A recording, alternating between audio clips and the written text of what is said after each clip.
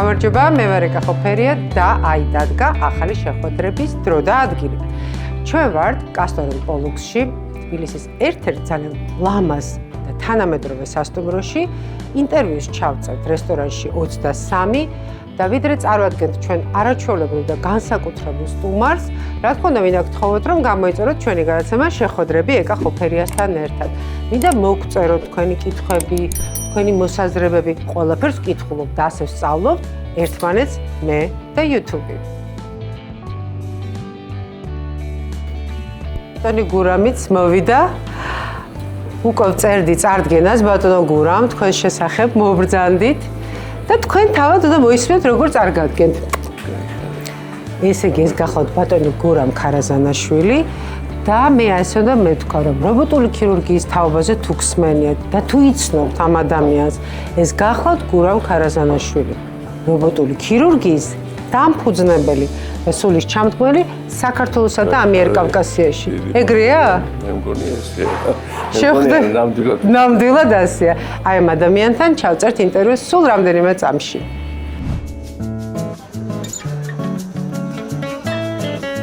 ეხლა რა აღმოვაჩინე მე რამდენი წლის ჟურნალისტიკაში დამყოფმა ადამიანი. რობოტი იმეორებს შენი ხელის მოძრაობას. აი მე როგორც ვამოძრავებ ხელს და მუშაობ ღია ქირურგიის შემთხვევაში და იმას იმეორებს რობოტი რა. შიგნით არის რობოტის თვალი და რობოტის ხელი. მე გარეთ ვარ. უკეთესი ხილვადობა. გაცილებით. ეს ოპერაცია რობოტული ქირურგიის საშუალებით მაგალითად თბილისში მყოფმა ქირურგმა გააკეთოს ზუგდიდში მყოფი პაციენტისთვის. თქვენ შეგიძლიათ აწარმოოთ 1000-ობით კილომეტრის დაშორებით ოპერაცია. სამწუხაროდ არ მხდება ამდენი კამპანია მამაკაცებში პროსტატის სკრინინგის მოწოდებასთან მიმართებაში. კანის კიბოს შემდგომ ყველაზე ხშირი არის პროსტატის კიბო. იკურნება, როცა გამოავლენ დროულად.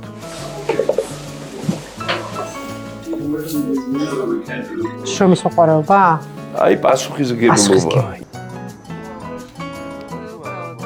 დასვენება? ჩემი დასვენება ეგაა. მეგობრებო, ჩვენ ვიწყებთ ჩვენ შეხვედრებს და მადლობა კასტორენ პოლუქს და რესტორანს 23-ს, ჩემს მეგობრებს გიორგის, ქეთის იმისთვის რომ გმასპინძლობენ აქ და მყავს განსაკუთრებული სტუმარი გურამ ქარაზანაშვილი. ბატონო გურამ. კიდევ ერთხელ უნდა წარგადგინოთ და ჩამოვთვლი რეგალიებს, რამე არ შემეშალოს. კი ბატონო. ესე იგი, როგორც თქვით, რობოტული ქირურგიის დამფუძნებელი საქართველოსა და ამიერკავკასიაში, მსოფლიო ონკოლოგიური უროლოგიის ფედერაციის გამგეობის წევრი, საქართველოს ონკოლოგიური უროლოგიის ასოციაციის პრეზიდენტი, მედიცინის მეცნიერებათა დოქტორი და მსოფლიოში აღიარებული უროლოგი. ონკოუროლოგი და რობოტული ქირურგი. კი ბატონო. სწორია ყველა. აბსოლუტურად. ბატონო გურამ, თქვენს და მეც 90-იანელების თაობა ვართ, შვილები ვართ და მოვდივართ იქიდან. და ბევრ რამეს სწორედ 90-იანებში ჩაეყარა საფუძველი, აი იმ ბნელ 90-იანელებში. აი 90-იანელების დრო გურამ ქარაზანაშვილი, სტუდენტი და რობოტული ქირურგია და აი ეს მთელი რეგალიები. როგორი იყო გზა? მოდით აი მაყურებელთან გაგვატარეთ კიდევ ერთხელ მთავარი აქცენტებით. კი ბატონო. პირველ რიგში ვიტყვი იმას, რომ რა თქმა უნდა ეს უამრავი წინააღმდეგობები მთელი ამ ახალი საქართველოს განვითარების პერიოდში, თუმცა იმის წინ ცოტათი გავასწარი ერთი პლუსი მქონდა, რომ ცოტათი აი ამ 90-იანების ნგრევას ცოტათი დავასწარი, იმიტომ რომ თვითონ განათლების მიღება იდეაში მაინც მოვასწარი ისეთ უფრო სისტემატიზებულ პერიოდში რა. რა პერიოდი ეს არის ხო, ну აი მოდი ესე იგი ფაქტიურად მაშინ როდესაც ეს ჯერ კიდევ მე კომაროვი დავამთავრე. იმ დროს როცა კომაროვი იყო. დღესაც ძალიან კარგი სკოლაა, როგორც მე ვიცი. კი ბატონო. ჩვენ დროსაც იყო ძალიან მოწესრიგებული იმ კუთხით, რომ ურთულესი სწავლა იყო იდეაში და ძალიან შრომას იქ შევეჩვიე და თავის თავზე მუშაობას. მე უკვე დანარჩენი ძალიან ადვილი იყო შემდგომში.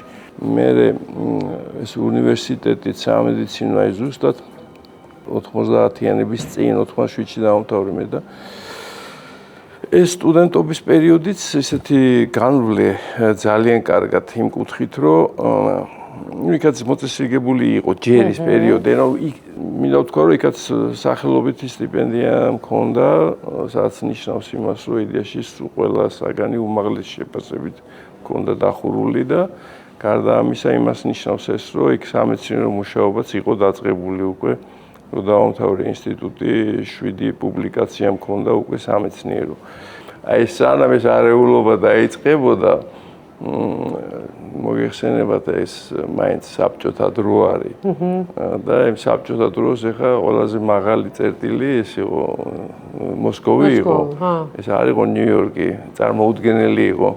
ანუ იდეაში მოსკოვში ცოტა სხვა სიტუაცია იყო მედიცინაში იმ კუთხით, რომ ყველა მსოფლიო ტექნოლოგიები რაც იყო, ჰქონდათ კონცენტრირებული მოსკოვში, ეს ხელმისაწვდომი იყო. არ იყო ხელმისაწვდომი საქართველოში, სხვა ასე ვთქვათ, რესპუბლიკებში, მაგრამ იქ იყო ხელმისაწვდომი. ასე რომ იქ ძალიან კარგ კლინიკაში მომიწია მუშაობა, ძალიან დიდ კლინიკაში, 2000 საწოლიანში, უდიდესი გამოცდილება იყო მარტო უროლოგიური დეპარტამენტი, სადაც მე უროლოგი გავხდი, ასე უროლოგი გავხდი იქ მოსკოვში. და საკანდიდატო დისერტაციაც დავიცავი იქ მოსკოვში. და ასე ვთქვათ, ფაქტიურად 5 წელი გამომივიდა იქ სწავლა, ძალიან პატარა ვიყავი, რომ ჩავედი, ახლა 23 წელს ვიყავი და 27 წლის ასაკში უკვე უროლოგიც ვიყავი და კანდიდატიც ვიყავი. და ახლა იქ არსებობს ესეთი ესე რომ დავრჩე მოსკოვში, ასე ვთქვათ, მუდმივად, იმიტომ რომ შემოთავაზება ბატონო. აუცნაურია, როგორ არის? ერთ-ერთი მიზეზი ჩემი მშობლები იყო, რომლებმაც ძალიან დიდი თხოვნა, დაჟინებული თხოვნით მე იდეაში არ მინდოდა წამოსვლა, მაგრამ ანგარიში გაუწია და ჩამოვედი. და ეს ჩამოვედი და არის ზუსტად 91 წლის ოქტომბერი. რაღაცა ერთ თვეში იწყება აქ სამოქალაქო უკვე დაპირისპირება. ძალიან რთული იყო ადგილის შოვნა, მოკლედ უროლოგის რა. მიუხედავად იმისა, რომ მაშინ ითვლებოდა, რომ ახლა უმაღლესი ჩამოვიდა მოსკოვიდან კანდიდატი. ხო, კანდიდატი და შემდგომ. და იქ ჩემი ყოფილი მასწავლებელი, უროლოგიას მასწავლებელი და სორთმან ჯაფარიძე იყო მაშინ რესპუბლიკურ საავადმყოფოში იყო უროლოგიის კათედრა სამედიცინო უნივერსიტეტის და იქ კათედრის გამგე იყო სორთმანი და ეს სორთმანმა აბსოლუტურად ესე ვთქვათ თავის სტუდენტობიდან გამომდინარე ახსოვდა როგორ სწავლობდი და რაღაცა და აი ესე უბრალოდ იქ მიმიღეს და დაიწყე რესპუბლიკური საავადმყოფო ითვლებოდა მაშინ საქართველოში ესე ვთქვათ წამყვან დონედ. მე ახლა დაიწყო ეს ომი მოირღვა ყველაფერი, რესპუბლიკურ საავადმყოფო ფაქტიურად იქცა ჰოსპიტალად. აი მოდით გავიხსენოთ ეს პერიოდი ბატონო გურამ, ხო? ეს იყო, როდესაც ქუჩაში კლავდნენ ერთმანეთს. საშინელი პერიოდი. სხვადასხვა დაჯგუფებები, რამდენი ახალგაზრდა მართლა დაიღუპა მაშინ და აი ეს მე მახსოვს ორი ადგილი, აი სულ მესმოდა ორი ადგილი, სადაც აი მიყავდათ სულ აი ეს ბიჭები და ასე შემდეგ. ეს ხო მეცხრე საავადმყოფო და ეს ხო რესპუბლიკური. სავარაუდოდ რესპუბლიკურში უფრო მეტად, ხო? რესპუბლიკურში ჩამოყავდათ მთელი საქართველოდან კიდევ, აფხაზეთიდან და ძალიან რთული ესე იგი ჩვენ რესპუბლიკური გადააკეთეს ჰოსპიტალად და სამხედრო ასე დაჭრილებს უროლოგიასაც ვაკეთებდით, რა თქმა უნდა, მაგრამ ვებსახურებოდით აი სამხედრო დაჭრილებს, ვინც ჩამოყავდათ ძალიან რთული ჭრილობებით. მე არ დამავიწყდება რამოდენიმე ურთულესი დაზიანება აფხაზეთიდან ძალიან კარგი ბიჭები იყვნენ, სხვათა შორის აი ნამდვილი სოხუმელები.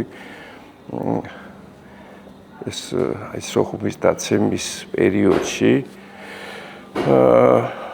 ისეთი დაზიანებებით, რომელიც დაუშვათ კომბინირებული იქ იყო მენჯის ღრუში, მაგალითად შარდის ბუშტი, ნაწლავი, ძვლები და ყველაფერი აზელილი, ასე ვთქვათ, აპატია და ჭრილობიდან გადამვალი და შარდი რო გამოდის სახსრის არიდან. აი ეგეთი საშინელი ჭრილობები მოყავდათ და იქ ვიყავით სხვათა შორის ერთ-ერთი ახალგაზრდა უროლოგი, რომელიც ახლა ბერია ათონზე, მე და ის ვიყავით ძალიან მართლა? კი. რა თქმა უნდა, დენია მე უკვე შეწყდა იმ პერიოდში აღარ არის შუქი, სამსახურში დავდივართ ფეხით, მათ შორის სიმცივეში, ფინანსურად იდეაში მე პირად არ ვიყავი დალხინებული. აი რამდენი იყო ხელფასი მაშინ 90-იან წლებში? ფაქტიურად არაფერი არ იყო. ფაქტიურად რაღაც აღარ მახსოვს, ლარები იყო, რაღაც ლარი კი არა ეს კუპონები იყო, აი ვერ გეტყვით რამდენი მილიონი, შეიძლება მილიონი, რაღაც არაფერი არ იყო რა, ის კუპონი იყო 0 ფაქტიურად. მედიცინა სულად მორღვეული იყო იმ კუთხით, რომ ასე იგი წამალი მოქონდა პაციენტს, იმიტომ რომ საავტოფუს არ ქონდა. დენი ხანდახან საოპერაციოში იტიშებოდა. ასევე იყო გარკვეული ეს ნარკოტიკებთან დაკავშირებული თავდასხმები განყოფილებებზე, ნარკოტიკების ასე ვთქვათ, საშინელი პირობები იყო, რა გითხრათ, ესეთი. სულ მიყვარს აი როგორ ცხოვრობთ, როგორ მუშაობთ? ახლა მე ცხოვრობდი ამ ყველაფერში, მაგრამ აი თქვენ ვინც მართლა ლამის წინა ხაზზე იყავით ამ ყველაფერს, ხო თქვენ პროფესიიდან აი რაღაცად როგორ ცხოვრობდით აი მოცემულობებში? დენი არ არის, წამალი არ არის, ფული არ არის, არაფერი არ არის, პლუს თავდასხმები, აბა წამალი გვინდა გავიტანოთ, აი რანაირად? ცირა ხო, მე გეტყვით რომ გარკვეული დეპრესიული განწყობები შეიძლება მქონდა კიდევაც, იმიტომ რომ ეხა იდეა სრულიად დალაგებულია მოსკოვის თანამედროვე, იმათ ხო არ უგზნიათ არასოდეს სისტემა, რაც ჩვენთან იყო. ჩვეულებრივად ცხოვრობდნენ და იქ ჩვეულებრივად ძალიან დალაგებული ტექნოლოგიურად გამართული საავადმყოფოდან უცებ ხვდები ამ რაღაც საშინელ სიტუაციაში და რა თქმა უნდა ჩემი მშობლები ცუდღეში მყავდა, იმიტომ რომ მათ ვდებდი მრავს რომ თქვენი ჩამოვიყვანეთ. ჩამოვედი. მაგრამ ბრძოლა არ შემიწყვეტია და სხვათა შორის მქონდა ძალიან მაღალი რანგის რუსი უროლოგებისგან დიდი რეკომენდაციები და ამ რეკომენდაციებს ვაგზავნიდი ევროპაში. ეხლა მეორე თემა როგორ ვაგზავნიდი, ხო? ფოსტა არ მუშაობდა. ხო. ასე ვთქვათ, ინტერნეტი მაშინ არ იყო. შესაბამისად წერილის მაპატიეთ და ეს ჩასადები ესენი კონვერტებიც კი დასავლური სტილის არ იყო. საბეჭდ იმაზე, მოკლედ სადაც ქალაქის ცენტრში იყო ერთი საბეჭდი მანქანა, ესეთი კომპიუტერით სადაც შეიძლებოდა ნორმალურად დასავლურ სტილში ამობეჭდვა. ამ კონვერტები მე თვითონ ქმნიდი. მერე მიმქონდა ასე ვთქვათ ჩემს მეგობართან, რომელიც მუშაობდა თბილისი-კიოლნის რეისებზე. და ვატანდი ამას და კიოლნში მიქონდა და სადღაც აგდებდა იმაში, ფოსტაში. და იდეაში აი ესე ვიღაცასთან აი რა მისამართებზე აგზავნებთ? მისამართები ვიშოვე, ერთი პაკისტანელი უროლოგის ვიცნობდი მეგობარს და მისამართებს ახლა ინტერნეტში ვერ ნახავდი, საბჭოთა კავშირში ეს მისამართები არ იყო. შესაბამისად ეს მისამართები პაკისტანელმა მეგობარმა რაღაცა ინგლისთან ჰქონდა კავშირი და ინგლისიდან მიშოვა ევროპის მისამართები, წამყვანი კლინიკების და ესე ვაგზავნე. სასწაულს დავარქვევთ, რომ ჩამოდის ერთადერთი წერილი, პასუხი, რომელიც მეუბნება, რომ ჰოლანდიის წამყვან კლინიკაში ვარ მიწვეული მათი სრული დაფინანსებით რამოდენიმე თვიან სტაჟირებაზე და იყო ესეთი და არის, მინდა ვთქვა, პროფესორი დე ბრუინი არის ესეთი უროლოგიის მამა ევროპის ფაქტიურად.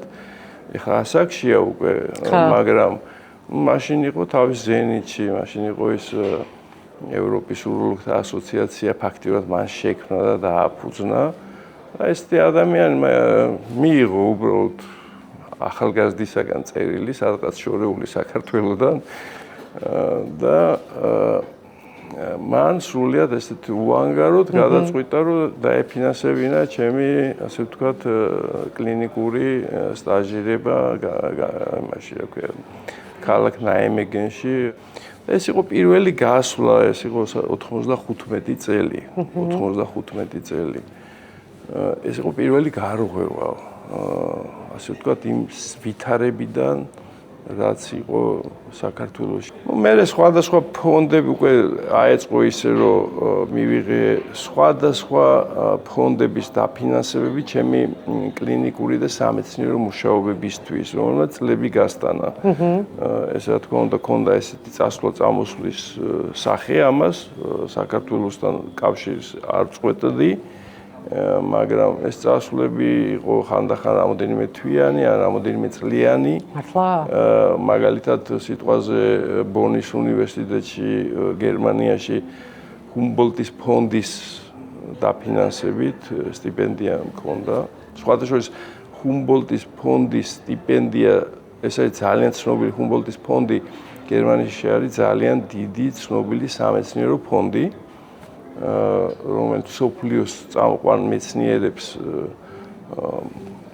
აძლევს, ასე ვთქვათ, დაფინანსებს გრანტებს. იქიდან მივიღე სტიპენდია. საქართველოში ჩემთვის როგორც ცნობილია მედიცინაში არ არის ჩემთვის ცნობილი თუ ვინმეს მიღებული აქვს ჰუმბოლტის ფონდის სტიპენდია. გრანტები, მაგალითად ჰუმბოლტის ფონდის გრანტი ქონდა მიღებული რამოდენიმე ცნობილ მეცნიერს, აკადემიკოს საქართველოში. ექიმი არ გამიგია. სულ 30 კაც ქონდა იმ პერიოდში მე როცა წავედი, სულ საქართველოსთვის ახლად 30 კაც ქონდა ეს მიღებული. ასე რომ ძალიან დიდი ბედნიერება იყო, ძალიან კარგი დაფინანსებაც იყო და ხანგრძლივი იყო. ესე იგი ეს 2 წლიანი პერიოდი ბონში გავატარე.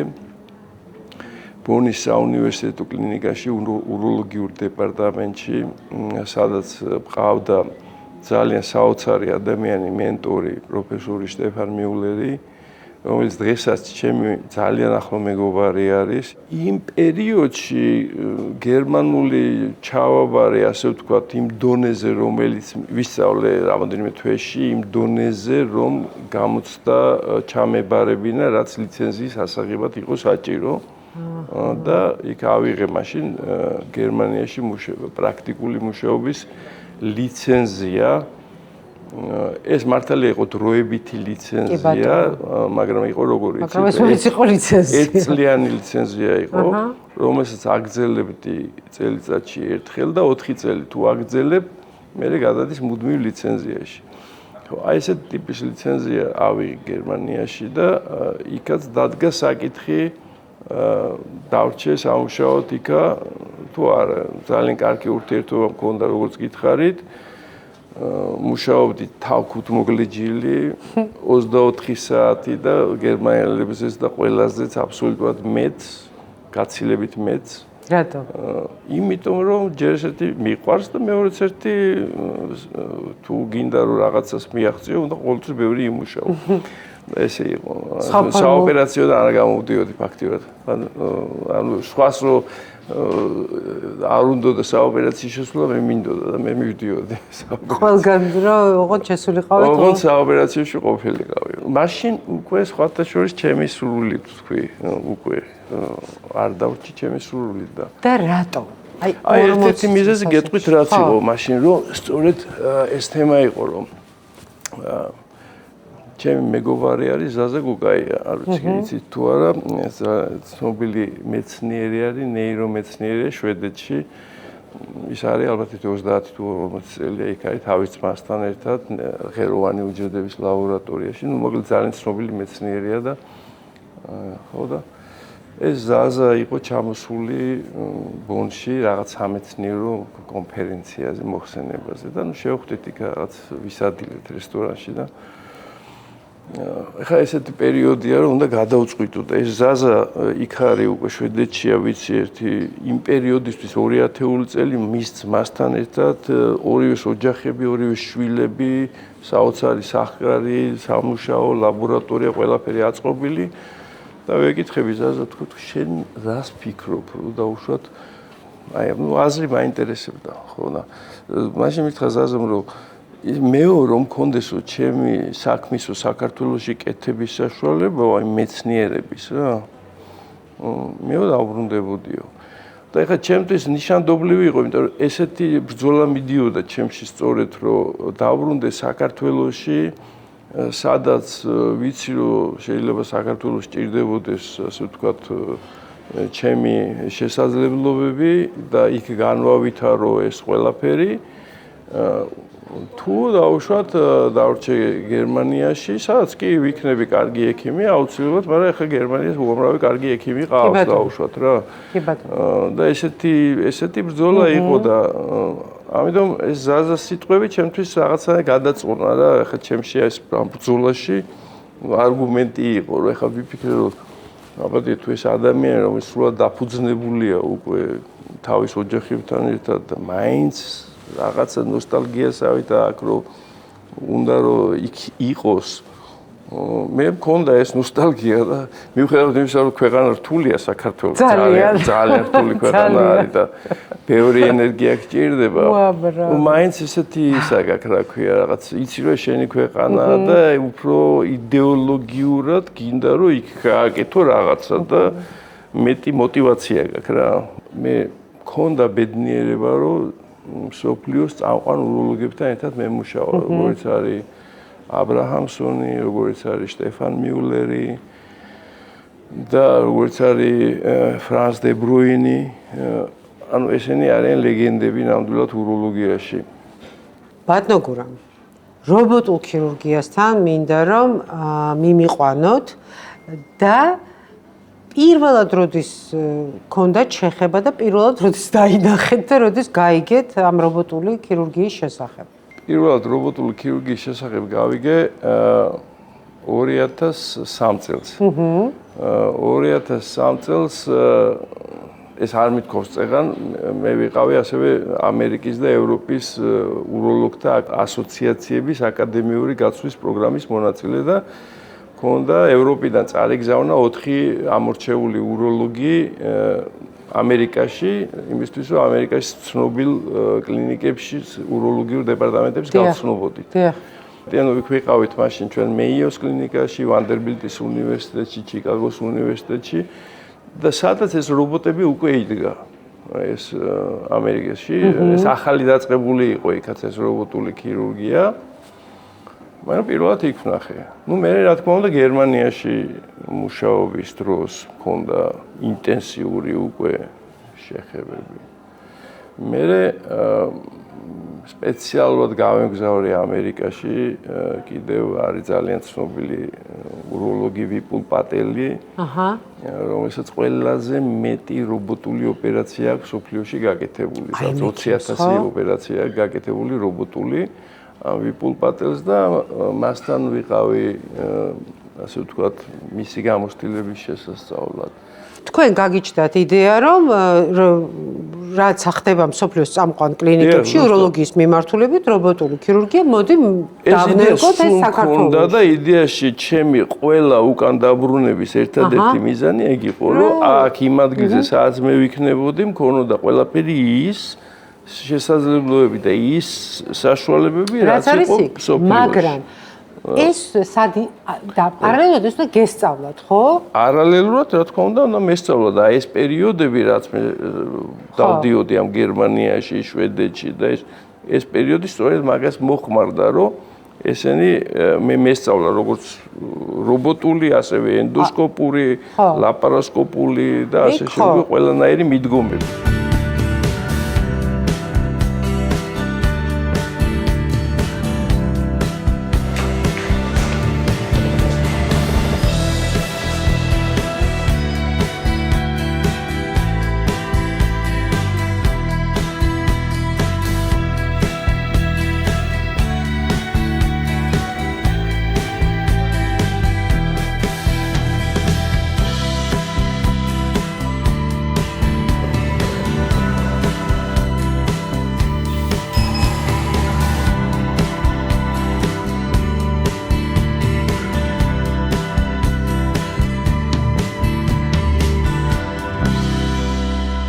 ერთი რამ მინდა დავაზუსტო რობოტულ ქირურგიასთან მიმართებაში. რომ რობოტი არის ინსტრუმენტი. ანუ ადამიანი უნდა იცოდეს ოპერაციას რა ინსტრუმენტით გააკეთებ, ეს მეორე საკითხია.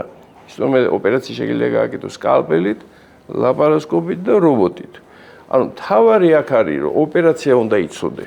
რო ხარ შენ უკვე ქირურგი, რო იცი ეს ოპერაცია, ინსტრუმენტი უკვე არის, ასე ვთქვათ, შენი განვითარების ერთ-ერთი შედარებით იოლად გადასალახავი საკითხი, რომელსაც არ ჭირდება, ასე ვთქვათ, რაღაცა დიდი სპეციალური ის. მით უმეტეს რობოტი ისეთი რამ არის, რომელიც იოლად გაძლევს საშუალებას გადახვიდე ღია ქირურგიიდან თუ ლაპარასკოპიიდან, თუ შენ ეს გამოცდილებები თუ გააქვს ღია ქირურგიის, ლაპარასკოპიის, ფლო აკეთებ უკვე, მე შენთვის რობოტზე გადაჯდომა ძალიან მარტივი არის, იმიტომ რომ რობოტი გიმარტივებს საქმეს და არა გირთულებს. რა უპირატესობა აქვს? ხო, აი ამაში არის სწორედ ლაპარაკი, რა მაგალითად იგივე ლაპარასკოპიასთან შედარებით მეტი დრო გჭირდება ეს ლაპარასკოპიულ ინსტრუმენტებთან შესაგვიებლად. ეს რობოტი გაცილებით მარტივია იმ კუთხით, რომ რობოტი იმეორებს შენი ხელის მოძრაობას. აი მე მაგალითად როგორც ღია ოპერაციას ვაკეთებ. თითქმის იქნება პროსტატაზე იქნება თუ შარდის ბუზზე თუ რაც იქნება. აი მე როგორც ვამოძრავებ ხელს და მუშაობ ღია ქირურგიის შემთხვევაში და იმას იმეორებს რობოტი რა. ასე ვთქვათ, ოღონდ იმას პატარა ხელები აქვს, გაცილებით ჩემ ხელებთან შედარებით. შიგნით არის რობოტის თვალი და რობოტის ხელი. მე გარეთ ვარ. უკეთესი ხილვადობა? გაცილებით. ნიშნულად 10-ჯერ უფრო უკეთესი და იმიტომ იქ თქვენ ხედავთ რაღაც კაპილარების დონეზე ყველაფერს და იქ ასე ვთქვათ, ყველა თქვენი მოძრაობა არის უზუსტესი. ფაქტიურად რობოტული ქირურგია ეს არის მანამდე არსებული ქირურგიების შერწყმა. ანუ ეტაპები ხო ესე იყო ღია ქირურგია, იყო ლაპარასკოპიული ქირურგია, ახლა მოვიდა რობოტული ქირურგია, რომელიც წინა ორის შერწყმაა. თქვენ მიყვებოდით, რომ არის ერთგვარად ორი მიმართულება, რა, ორი სივრცე. ამერიკა და ჩინეთი რობოტული ქირურგიის აპარატურის კუთხით, ხო? დიახ. თქვენ მეუბნებით, რომ ჩინური რობოტი მეტი უპირატესობით სარგებლობს, ეხლა? მე გეუბნებით, რომ ჩინური რობოტი არის შექმნილი ამერიკული რობოტის, ასე ვთქვათ, დაფუძნებით. კი ბატონო. და არის შემდგომი განვითარება მიცემული მისთვის, როგორც არის ტელექირურგიის მოდული, ანუ დისტანციურად ოპერაციების კეთების საშუალება, რაც ამერიკულს არ გააჩნია. დისტანციურ ოპერაციაში ბატონო გურამი გულისხმობს, ესე ჩვენ კლინიკაში ერთმანეთს შევხვდით, გულისხმობს იმას, რომ მაგალითად პაციენტი არის სხვა ქალაქში, შეიძლება სხვა ქვეყანაში ნაკლებად, იმიტომ რომ კანონმდებლობის თემებია, მაგრამ სხვა ქალაქში ჯერჯერობით სხვა ქვეყანაშიც არის. სხვა ქვეყანაშიც შეიძლება. კი, ოღონდ არის როგორ იცით, მაგალითად იმ ქვეყნის ქირურგი ჩადის მაგალითად სხვა ქვეყანაში. მაგალითად ეხლა იყო ჩინეთში, ჩენგდუში ჩატარდა ეს კონფერენცია, სადაც ვიყავით მიწვეული ამ დემონსტრირებისთვის, ტელექირურგიის დემონსტრირებას პირდაპირ ვესწრებოდით. ქალაქ ჩენგდუში არის ესე ძალიან ცნობილი რეიტინგით მეორე ადგილზე დგას ჩინეთში ეს ჰოსპიტალია, ძალიან დიდი ჰოსპიტალია, ძალიან მაღალ ტექნოლოგიური და იქ გაკეთდა რობოტული ქირურგიის ცენტრი, ტელექირურგიის ცენტრი. და ვიყავით მიპატიჟებული კონფერენციაზე ჩვენი მოხსენებებიც ჰქონდა იმათ თავის და დემონსტრირება იყო ტელექირურგიის და ჩვენ თვალწინ იყვნენ იქ ჩამოსული ბრაზილიელი და პოლონელი ქირურგები. ამას ქვია ტელექირურგია, რასაც ახლა რაზეც კი, ტელექირურგია ქვია, ხო. ანუ პოლონელმა გააკეთა ჩენგდუდან პოლონეთში, ჩინელებმა გააკეთეს ჩენგდუდან ჩინეთის ფარგლებში რამოდენიმე 1000 კილომეტრზე, მაგრამ ბრაზილიელმა გააკეთა ბრაზილიაში 19000 კილომეტრი არის იქიდან, რა ქვია, ჩენგდუდან. ესე იგი, უახლოს მომავალში შესაძლებელია, მაგალითად რომ უბრალოდ მასშტაბები ცოტა შევამციროთ და ჩვენს რეალობაში წარმოვიდგინოთ, ეს ოპერაცია რობოტური ქირურგიის საშუალებით მაგალითად თბილისში მყოფმა ქირურგმა გააკეთოს ზუგდიდში მყოფი პაციენტისთვის ან ქუთაისში ან ბათუმში ან ასე შემდეგ. აბსოლუტურად. დისტანციურად. კი ბატონო. ამაზე მაქვს ლაპარაკი, ანუ ეს ჩინური დანადგარი მეთქი იმდენად საიმედოა, რომ თქვენ შეგიძლიათ აწარმოოთ 1000-ობით კილომეტრის დაშორებით ოპერაცია. დღეს გურამ ქარაზანაშვილის რობოტული ქირურგიის ცენტრი დიახ. ჩვენ გვაქვს თბილისში, სადაც მე ვიყავი, დიღომში, ჩვენ გვაქვს, სადაც მე ვიყავი, საბურთალოზე და ასევე არის სამ ქალაქში. ეს არის ზუგდიდი, ქუთაისი, ბათუმი. ხო? დიახ. იქ სადაც მე ვიყავი და რაღაცა კოსმოსი რომ ვნახე. რაღაცა საოცარ ციფრებს რომ მეუბნებოდი, რომ ეს ღირს კოლოსალური თანხები, ხო ის თვითონ რობოტი. ნუ ესე იგი აქ საკითხი ესე არის. ეს ქსელი ჩვენ მთავარი კლინიკა რა თქმა უნდა თბილისში გვაქვს, სადაც ორი რობოტი დგას, ერთი ის ქირურგიული რობოტი, რომელიც ჩვენ თქვით არის კიდევ ფრანგული რობოტი, რომელიც არის არაქირურგიული რობოტი. ეს ფრანგული რობოტი, რომელიც არაქირურგიულია, ძირითადად მხოლოდ პროსტატის კიბოსთვის არის განკუთვნილი, უოპერაციო მკურნალობისთვის. ქირურგიული რობოტი არის არა მხოლოდ პროსტატისთვის, არამედ ნებისმიერი სხვა ოპერაციისთვის. ნუ მაგალითად რავით, საშვილოსნოზე, თირკმელზე, შარდის ბურჯზე ჩვენ ვაკეთებთ ხელოვნურ შარდის ბურჯებს, თირკმლის სიმსივნეების შემნახველი, როდესაც სიმსივნეს ვიღებთ და თირკმლებს ვინარჩუნებთ. რავით, შარდსაწვეთები, ნაწლავები, ანუ ყველაფერზე შეიძლება სხვათა შორის ეს რობოტი გამოიყენება ასევე კარდიოქირურგიაში, გულმკერდის ქირურგიაში. ჩვენ არ ვიყენებთ ამას, ჩვენ უროლოგიას ვავითარებთ ძირითადში, მაგრამ თუ გამოჩნდება შესაბამისი სურვილი და სპეციალისტები, რა თქმა უნდა, მათ იგივე რობოტით შეუძლიათ შეასრულონ ეს ოპერაციები. მე ხა უკვე ასე ვთქვათ, როდესაც თქვენთან მოვედით აი ამ თემებში კიდევ უფრო მეტად ჩავიხედე, ვილაპარაკეთ. აი ხა რა აღმოვაჩინე მე ამდენი წლის ჟურნალისტიკაში ნამყოფმა ადამიანმა. რამდენ კამპანიაში მიმიღია მონაწილეობა და მათ შორის ჩემ კოლეგებსაც და რამდენი კამპანიისთვის მიმიდევნებია თვალი სოციალური კუთხით. სადაც ჩვენ გოგოები მოუწოდებთ ჩაიტარონ სკრინინგი. და ნუ მე ვარ მართლა თავიდან ბოლომდე ამაში ჩართული და დღესაც მოუწოდებ გოგოს, რომ მართლა ეს არის აი არ ვიცი, აი ნახევარზე მეტი საქმე. სამწუხაროდ არ მხდება ამდენი კამპანია მამაკაცებში პროსტატის სკრინინგის მოწოდებასთან მიმართებაში. და ეს მამაკაცები, კაცო, ეს ჩვენი ძვირფასი მამები, ბაბუები, ბიძები, მეუღლები, პარტნიორები, ძმები, რა ვიცი, ყველას გვაშორეს ცუდი ამბავი და რაღაც, როგორ ის ჩვენი ოჯახის წევრები არ არიან, ისინი ხო ძალიან მნიშვნელოვანი თემაა. და არ არის ესეთი პოპულარიზაცია და მართლა თუ კი ეს გადაცემა რაღაცნაირად ამის ბიძგს მისცემს, რომ რაც შეიძლება მეტმა ადამიანმა, მამაკაცმა, რა ვიცი, გოგოებსაც, აი გოგოებსაც მიმართო, დიდს, პატარას, რომ ძალიან გთხოვთ, რომ მიმართეთ, თხოვეთ თქვენს ახლობელ საყვარელ ადამიანებს, რომ წავიდნენ და აუცილებლად ჩაიტარონ სკრინინგი, იმიტომ როგორც ჩვენთვის არის მნიშვნელოვანი ძუძუს კიბოს მიმართებაში, საშვილოსნოს მიმართებაში, რა ვიცი, ფარისებრი ისა, ესა ყველაფერი ასევე მნიშვნელოვანია, ხო? აბსოლუტურად. და ადრეულ სტადიაზე და ადრეული დროული დიაგნოზი ფაქტიურად აქაც 100%-იანი განკურნება თუ არ ვწდები მე. ზუსტად ესე არის. დიდი მადლობა რომ ამას ხაზი გაუშვით. ეს მართლაც საჭიროებს უდიდეს ყურადღებას პროსტატის კიბოს სკრინინგი, იმიტომ რომ პროსტატის კიბო არის წამყვანი მკვლელი მამაკაცის ონკოლოგიური სიმსივნეებიდან. და არა მხოლოდ მამაკაცის, ის არის სიხშირით მეორე ადგილზე დგას თელს კიბოებს შორის, რაც კი არის კანის კიბოს შემდგომ ყველაზე ხშირი არის პროსტატის კიბო. ის ისეთივე გლობალური პრობლემაა, როგორც საშვილოსნოს ყელის კიბო, ძუძუს კიბო, კანის კიბო, როგორც თქვით. და ეს ასე ვთქვათ ძალიან მასობრივი დაავადებაა.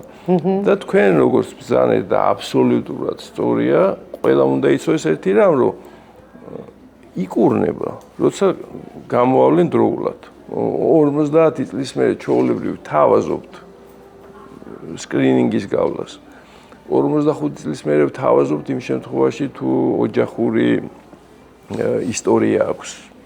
ხოლო სკრინინგის მეთოდებთან დაკავშირებით მინდოდა მეთქვა, რომ ჩვენ სწორედ აი ის აპარატურა, რაც ჩვენ ქსელში გვაქვს განთავსებული, არის განკუთვნილი ზუსტად პროსტატის კიბოს სკრინინგისთვის, იმიტომ რომ ის ტიპური სისხლის ანალიზი, PSA-ს უწოდებენ, რითაც დღეს სკრინინგს ახდენენ პროსტატის კიბოსი, არ კმარა, მას სჭირდება გარკვეული იმიჯინგი, ანუ გარკვეული დამატებითი მეთოდი და ეს დამატებითი მეთოდი არის კი ბატონო მაგნიტური რეზონანსი, რომელიც ხშირად არ არის ყველასთვის ხელმისაწვდომი, ძვირია, ბევრი წინააღმდეგჩვენები და გაცილებით მარტივია უახლესი თაობის მიკროსკოპული ულტრაბგერის დანადგარი, რომელიც არის თქვენთან სკრინინგ ცენტრი, რომელიც არ ასაკეთებს.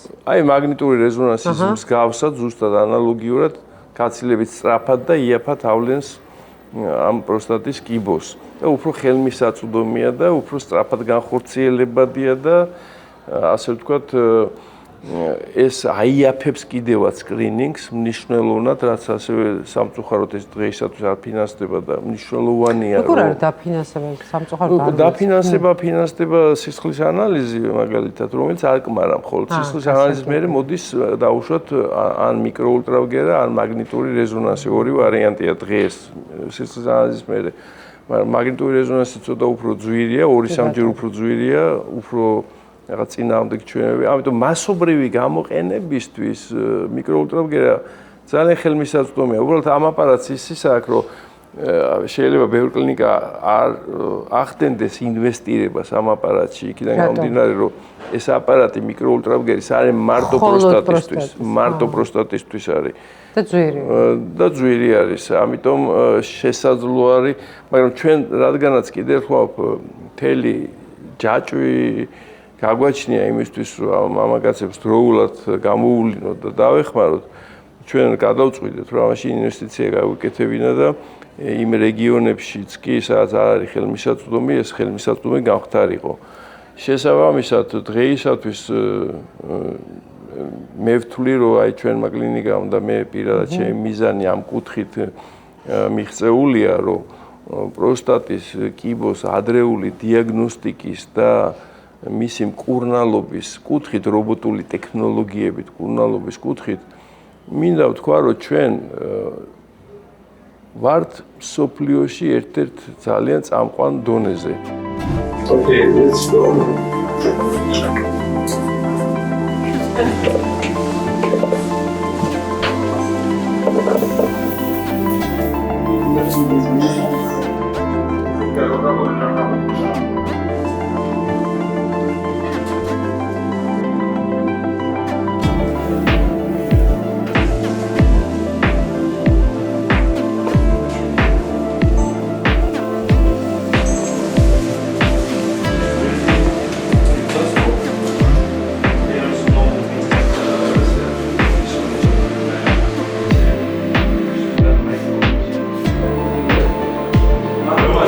გამარჯობა, როგორ ზამთრობთ, ბატონო გურა? Hello, nice to meet you. Great pleasure.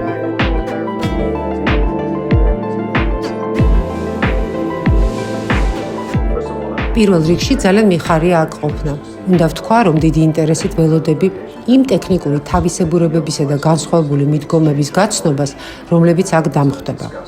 ჩემი ვიზიტის მთავარი მიზანია გამოცდილებისა და ცოდნის გაზიარება, ქირურგიული ტექნიკების, ოპერაციული უნარებისა და პროფესიული პრაქტიკის განხილვა.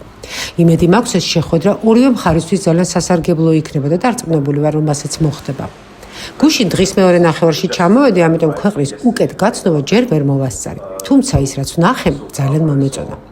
განსაკუთრებით შთამბეჭდავია საავადმყოფო. დღეს უკვე ბევრი პაციენტის ნახვის შესაძლებლობა მქონდა და აშკარაა, რომ აქ ძალიან აქტიური და ძლიერი ქირურგიული განყოფილებაა.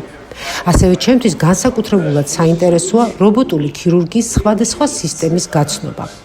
ჩვენ განსხვავებულ პლატფორმებს ვიყენებთ და სწორედ გამოცდილების გაზიარება, იმის განხილვა, თუ როგორ მუშაობს თითოეული სისტემა და რა უპირატესობა აქვს მას, ამ ვიზიტის ერთ-ერთი ყველაზე მნიშვნელოვანი ნაწილია.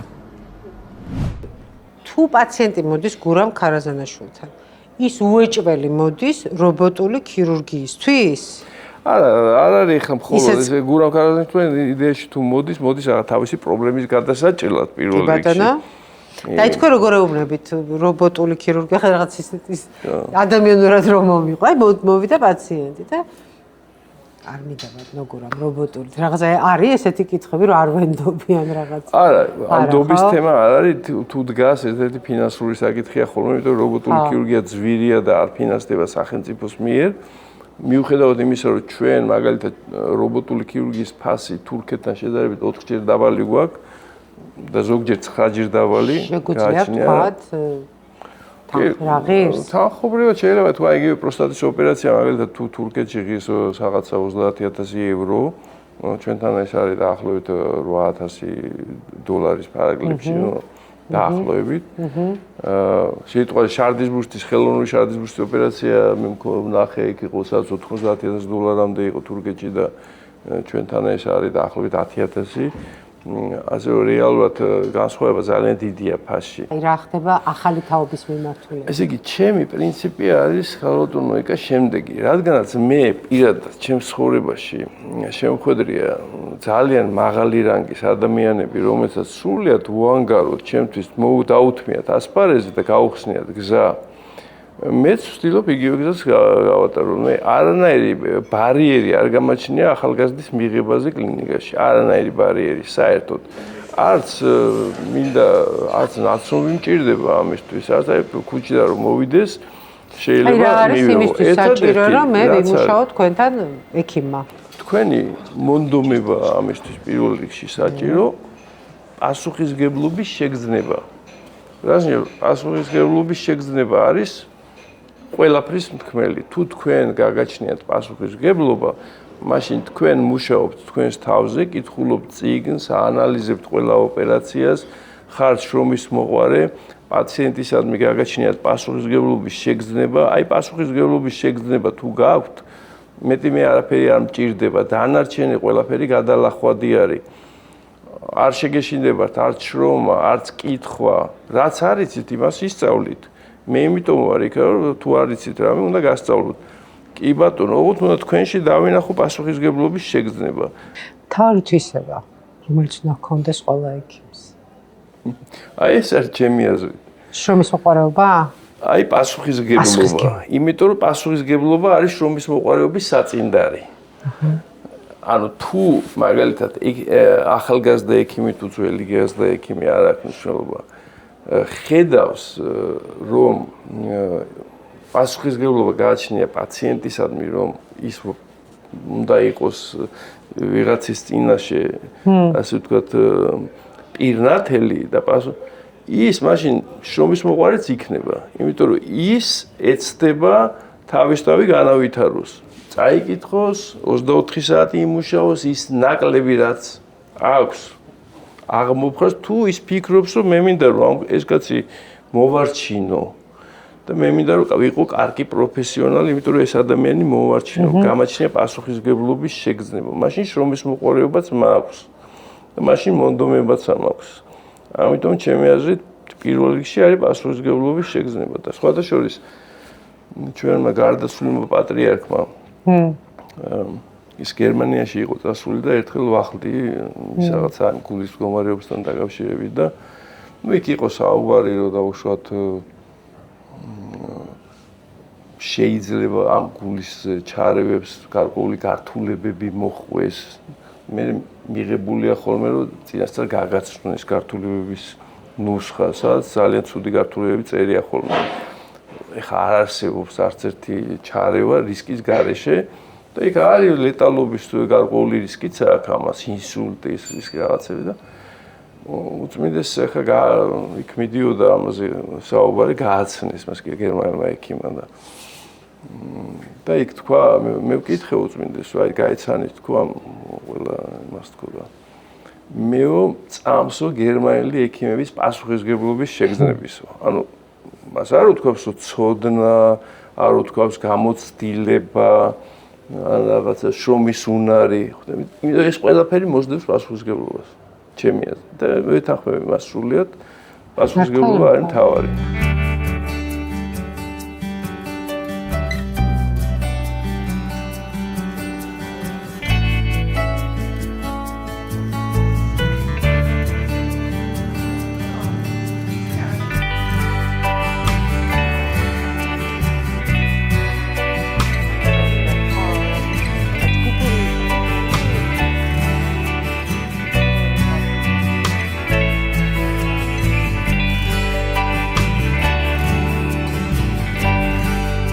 გრილი საღამოა ზაფხულის, ივნისის და მოკეთ 23-ში ჩვენ გადავწყვეტ რომ დესერტი მივიღოთ. გიყვარ დესერტი ისე? ძალიან ვიჟდები. ვაი, რა კაია. არ გეტყობა. კაია. მოკეთ ჩემი არის პანაკოტა და თქვენი არის კრემბრიულე. მე გავიცანი შეფმზარეული 24 წლის ახალგაზრდა გოგოა ბალწარმიტაცი და როდესაც ჩვენ წერდით მოკეთ ამ ინტერვიუს ქართველია ახლა 23-ში ახალი მენიუ დგება და მოკეთ მე მისე საქმის გარშე შეგვიძლია ჩვენს მოვიდეთ თქვენი მეუღლეც მოგზავნეთ და მოკეთ ასე შემდეგ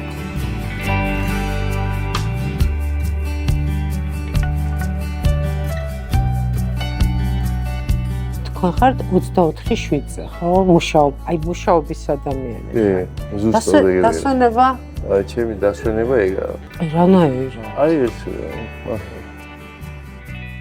ნუ ერთ-ერთი თუ სამი წავალ, ხა ჩემს მეუღლესთან, შვილებთან ერთად ეგაა თემა თორე. არანაირი, ხა ჩემთვის ეს სიამოვნება არ მბეზდება. მუშაობა არ მბეზდება. და ეს ეგრეთ წოდებული გადაწვა, გადავიღალე არა, მე პირიქით თუ არ მუშაობ, მე დეპრესია მემართება. ცოტა ვერ ვარ კარგი. არა, ეს რაღაცა ისეთი უნიკალური ამბავი. ცოტა ვერ, მართლა გეუბნები ეგრეა. გეტყვით რომ ორი პატარა შვილი მყავს. დიდებიც მყავს. დიდები არიან უფროსი გოგონა ყველაზე უფროსი და ის უროლოგია გერმანიაში. შემდეგ ორი ბიჭი არის და ერთი თბილისში არის და რაღაც ესეა მარკეტინგის საქმეებშია, მეორე ბოსტონში დაამთავრა ახლა.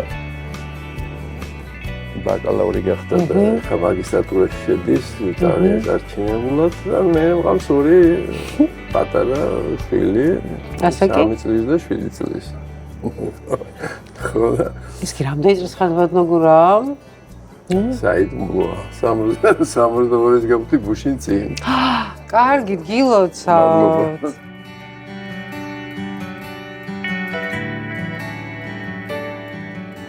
რას ვისურვებდით? ხო, რა ვიცი, მე ვისურვებდი ზოგადად თუ საუბარი არის ჩემს ცხოვრებაზე და ჩემს კარიერაზე.